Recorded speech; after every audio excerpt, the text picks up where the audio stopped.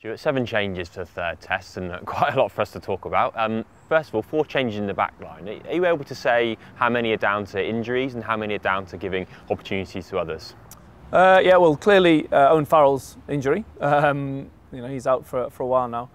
Danny Kerr's not been able to train at all this week, and probably still will be no contact on Thursday. So, leading into a game of this size, it's very hard to select, in particular when I've got 3 very good scrum halves waiting patiently for their opportunities. And then in the centres, we just feel that the centre combination in the first test worked slightly better.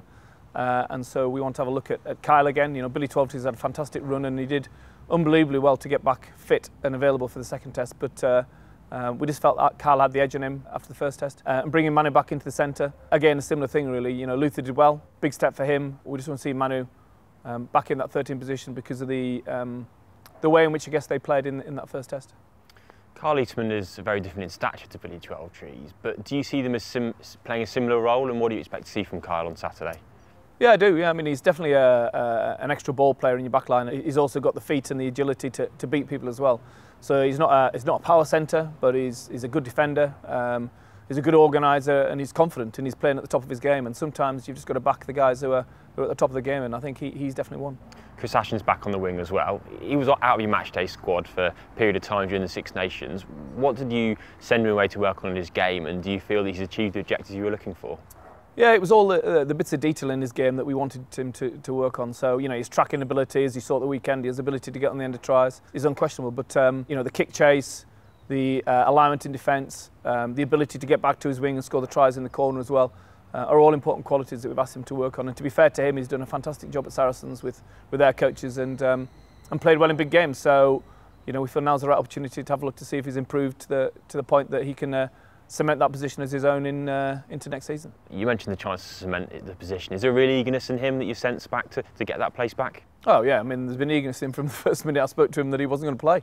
So no, they're all competitive players, and you've got 47 players here all want to play for England, and he's one of them. And his loss, so his gain is someone else's loss, and there've been some difficult conversations this week, but we do what's right for the team and give us the best chance of winning. What sort of standards did Freddie Burns set for himself and for the team in that first test?